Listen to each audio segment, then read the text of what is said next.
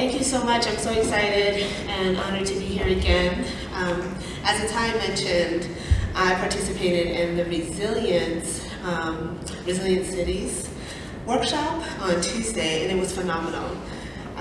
We had an opportunity to really hear from lots of different disciplines, fields, experts who really reshaped even, and I guess that's not a pun on building and architecture, but really helped to reshape the way we were talking about, resilience. And it went from, of course, resilience in terms of endurance of a building or an environment to thinking about how communities are resilient, even the people that live there. And so as a result of that, I decided to kind of shift the frame of this talk and not so much focus on French Ventures, which I'll get into later, which is a built environment and mental health initiative that we put forward while I was working with Thrive NYC, but to focus more on the historical context around race, racism, built environment, and how all these things come together in our mental health daily. So, of course, the opening slide. Can you guys all hear me okay? All right, so the opening slide here is about how right now we're in an anniversary of sorts. It's not the kind of anniversary that we're celebrating, but we are calling folks to observance, right? 400 years ago, and this is I pulled this from an article that was in the room. 400 years ago, 1619, the first captives, Black bodies, were brought to Virginia. And that marked a history of slavery, enslavement of minds, enslavement of bodies, enslavement of hearts, dreams, possibilities, and in the guise of advancement, which is really interesting to conceptualize. So today I'm going to be talking about that as we have that anniversary in our psychology, in our genes, in our bodies. I'll be talking about this historical frame, how health outcomes are impacted by race and racism, essentially. Social determinants of health and mental health, advancing equity through mental health strategies, centering communities, and neighborhoods as the unit of change, which I found really interesting, Atai, that you brought forth in its consciousness. So I can't really talk about this without talking about a phenomenal psychiatrist who I really look up to, and in fact I was speechless when I first saw her in person, thanks to my mentor, Dr. Gary Belkin, who's here today. I was like, and friend, I was like, oh my goodness, you're Dr. Mindy Fullylove, you're a psychiatrist, and you're an activist, and you talk about the built environment and how disinvestment and the dismantling of neighborhoods has created the unraveling of culture in so many ways. And so I met her as she was putting forward a call to the observance of 400 years. And Dr. Belkin was just like, Keisha, you should go to this. Doesn't give me like a sense of what I'm gonna be thrown into. And I left this slide up here and it's meant to be overwhelming. And it's meant to be hard to see, right? Because it is hard to see, and it's been invisible, and we have been disappeared in terms of the resistance, the fight for equity and equality in this country as Black people. This is 400 years of recorded and under-documented resistance, movements, awareness raising, building of legislation, tearing down of legislation. And all of this happens in place and in space. This experience that we all have, even within a 30-year spotlight, is still pales in comparison for what has actually been brought forth as folks have argued for their buildings, argued for their bodies, argued for their homes, their playgrounds, their communities, for where they work to be equitable and safe and just. And we have an opportunity as leaders, as thinkers, as creators and designers, as citizens, as human beings, to be informed by this and allow that to become a part of our subconscious and become a part of our conscious as a result. So just so you guys can do some homework and read about her, because she's amazing. if you haven't, who has heard of her actually? Dr. Minnie Phillips. All right, yes, well. So Dr. Minnie Phillips has two books. These are two books that are my favorite, which are Root Shock, which talks about how tearing up city neighborhoods hurts America and what we can do about it, and then Urban Alchemy, which again goes into how neighborhoods have been unraveled and disinvested in, and what it really means to create a community of people, and how the community is more than the built environment.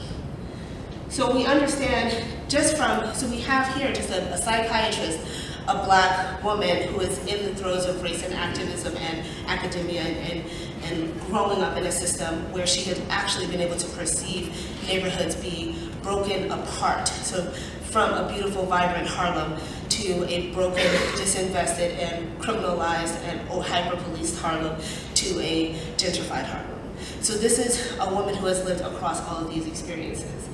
And then I put forward that race is a social construct with real consequences.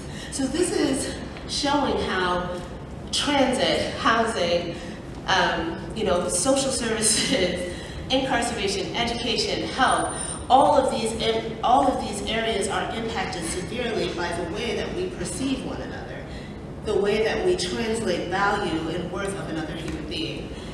And that is critical when you're thinking about mental health, and when you're thinking about building a space where people can thrive or be healthy or be happy.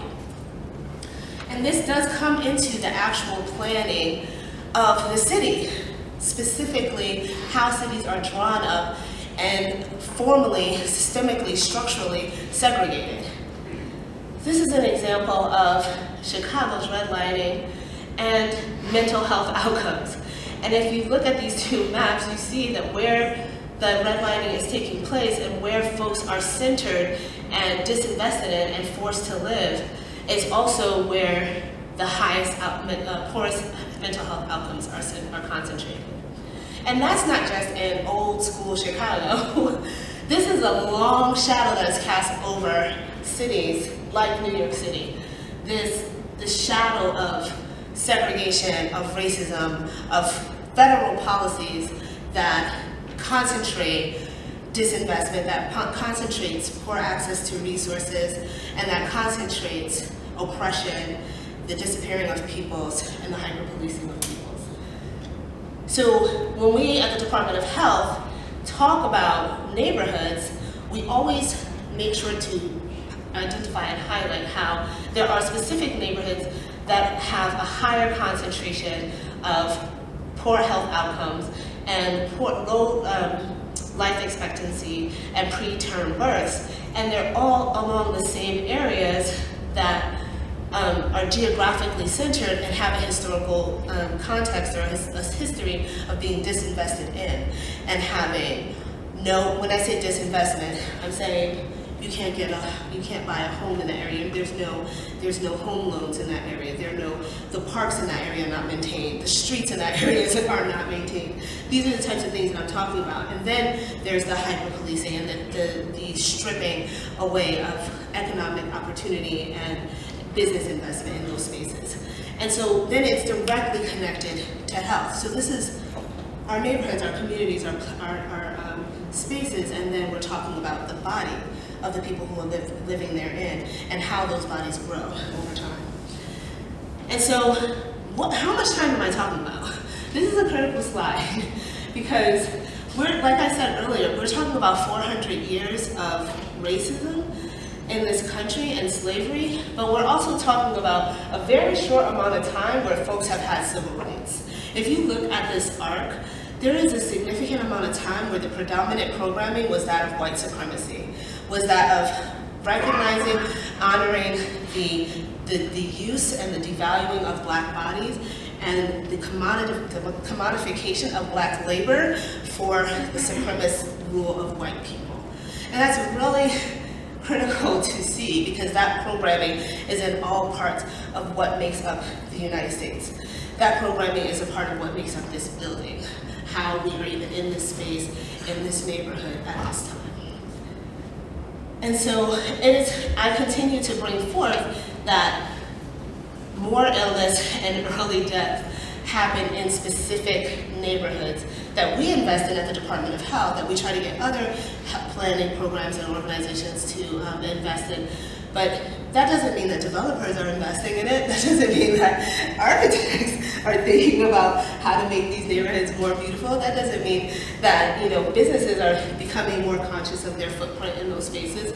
But that does mean that the health outcomes of the people that are living there continue to disintegrate. And this is just, again, to nail home. This is from 2013, so the data is a little outdated, but the point is that not much has changed. Not much has changed, and these are psychiatric hospitalizations that, for the most part, could have been prevented, and we're working on that, but the reality is that neighborhoods, actual blocks of where people live, how they're treated, how they're maintained, how they're staffed, impact health outcomes, and specifically mental health outcomes. And so when I talk about racism, of course, this may be for some of you guys, a little too much, but just to make sure that I'm very clear, we're talking about internalized racism, where individuals also have been taught to believe that they're undervalued or that they're better than others. Interpersonal, where folks treat each other based off of what might be programmed in their bodies, similar to like what we just learned about with Tatiana Harris, where she was murdered in her home by a white police officer who was doing a wellness check but failed to be focused on her wellness. And then institutional, where that same institution of the Texas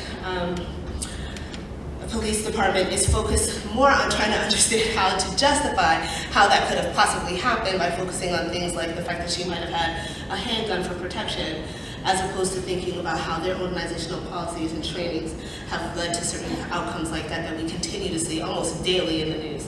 And then structural, where every single person is operating in this almost on automatic, with almost very little or no accountability for how their actions, perceptions, beliefs, or practices impact others. And so when we get down to the bottom of it, and I think about how I was brought into the work I was doing with Thrive NYC, creating friendship benches, it's based on closing treatment gaps and how people are being treated in different areas and thinking outside of the box, so that we don't have these flash judgments taking place on the ground for people who need support right where they are. But instead, we have individuals who are available and trained and understand how their neighborhoods should be considered safe spaces for all people. Whether you're about to complete suicide, or you're going to use an opioid, or you're having an internal attack or panic attack because of your surroundings. This is the where we start to shift how people perceive themselves in community. And so what this brings me to the friendship benches, which is a built environment initiative where we created these blocks of these huge Lego blocks, these mobile pieces of furniture that would allow us to create spaces for folks to be able to have conversations about how they are doing in general. And we learned this from a program in Zimbabwe called Friendship Benches Zimbabwe, essentially.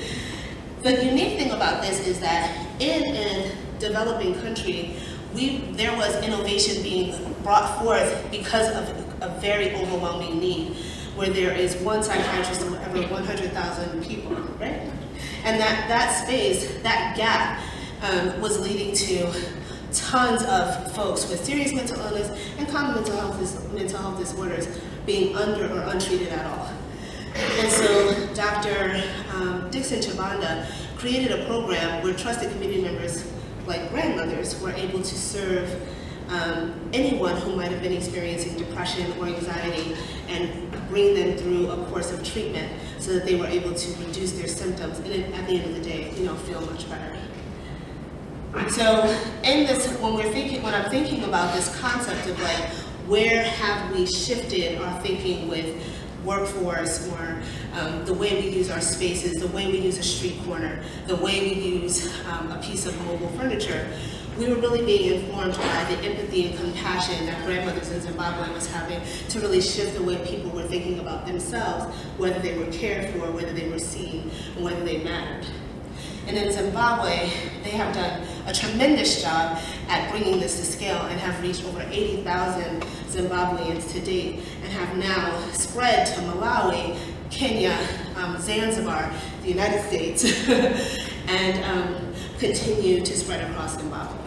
And the work happens now intergenerationally. So it's grandmothers, it's moms, and it's youth, all working, moms and dads, and working to treat everyone, community members themselves, and support each other with, care right on the spot on the bench. So I was going to show a video, but I don't have enough time, so let's keep it up. So the whole point of Friendship Benches is we worked with a design firm here. How am I doing on time? Am I out of time? I am, right? Show the movie. Show the movie? Okay. I'll show it.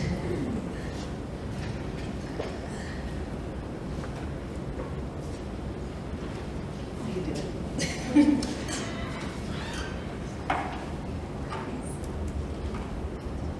Friendship Benches is a new, innovative program based on organic communication, just asking people how they are and meaning it when you ask them how they're doing. Friendship benches should be all over the world.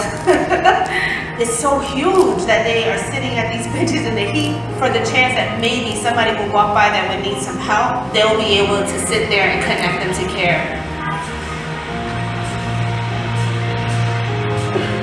We've had some amazing peers on our team. Stephen Lopez lives his recovery daily, has in fact walked over 10 people to medical detox just from giving his story and being committed to the change that he can be in the community. I can see a mirror. I can see myself on the other side. I can see what they're going through, I went through. Skip has lived a very complex and challenging life, and now she's this hero to so many. She leads our peer work as a peer supervisor. Every conversation makes a difference because people are heard. It's like, yeah, you've been there, you can help. Those person-to-person, those peer-to-peer relationships and feeling comfortable in one's surroundings really do make a difference.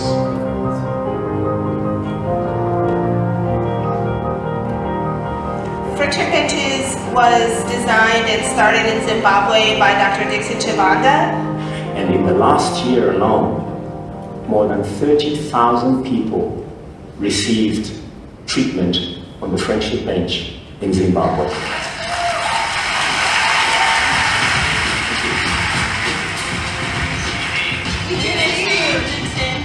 There's so much happening right now. We are launching Friendship Benches in more than 200 health facilities. Wow! That's a lot. Dr. Mary Bassett, who was the New York City Commissioner of Health, having worked in Zimbabwe for 17 years, was just like, how about we think about ways to bring this model to New York City so that the everyday New Yorker could engage with someone and get support around mental health. So we innovated. New York City is unique because it's so active that the streets are where people like to be. That's why Friendship Benches in New York is so real. When you're walking down the street and you're stressed out and you're struggling with something and you're thinking about how you can get support, and then out pops Skip and she's like, hey, how you doing? Our peers can sit there and call and connect a New Yorker to resources and get them an appointment. It's a magical moment that our peers wait for every single day. Every month, hundreds of people are saying thank you. This is the power of Friendship Benches. This is the power of that magical moment, and we get to be a part of it.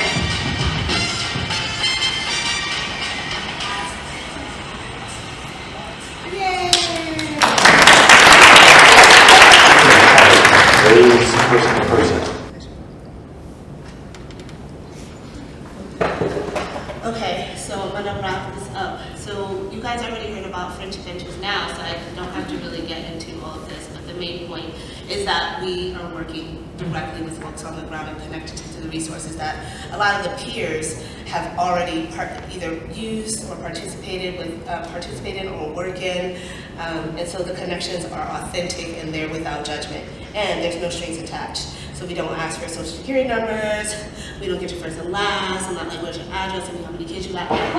You can sit down and really get into your situation, and that's how folks will go from literally walking down the street to enrolling in a program, or that's how we've been able to make sure people return safely because the peers are without judgment. So they will sit with someone who is using and ensure that that person comes back and doesn't find ourselves lost, losing another human being.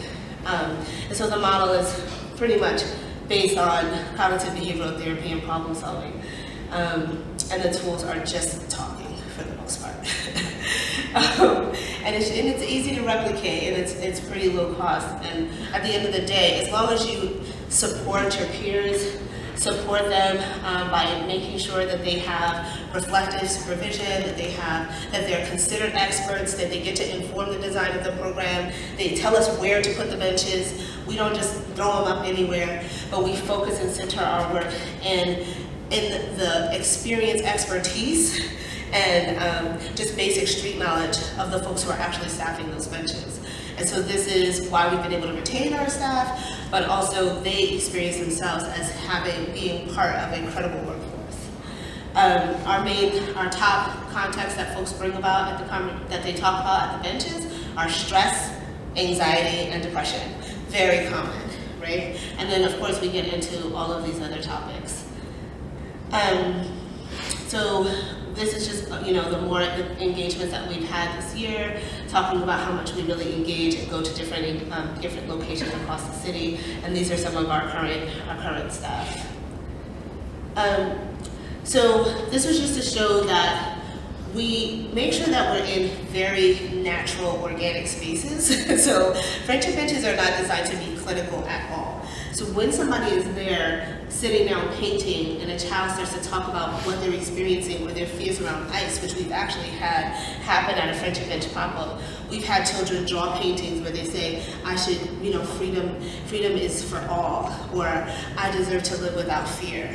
That's an amazing opportunity for reflection, and then we can connect those folks to resources. And we do that using a software that is filled with social services that we call NowPal. So this was just an example of this was also another video that we worked with some community partners on, where we hear from teenagers talking about what it's like to live with mental illness in New York City. And I'll share that, I guess, later. But I think I don't really have time to go into this, but essentially my whole point here is that there are determinants of health, as we all know: housing, like the built environment, access to food, access to medical care, education, where you work. But there are also determinants of mental health and mental illness, as has been being kind of like worked on with some doctors and physicians and philosophers, et cetera, down at Morehouse. There was a recent publication where they talk about how racism and injustice does create toxic stressors, like adverse childhood experiences, but more so something that is always on the minds of Black people particularly, but also Black and brown or any oppressed or marginalized identity: violence, exclusion, injustice, poverty, hunger, etc., and how those social contexts can create increased cognitive load, can create increased cortisol levels in your body, can ultimately result in depression, anxiety, and sadness. So I have to go, and I did too much. But at the end of the day, we're hoping to get to a place where folks understand that you can, by design, create a space where folks are able to live equitably, safely, and also peacefully.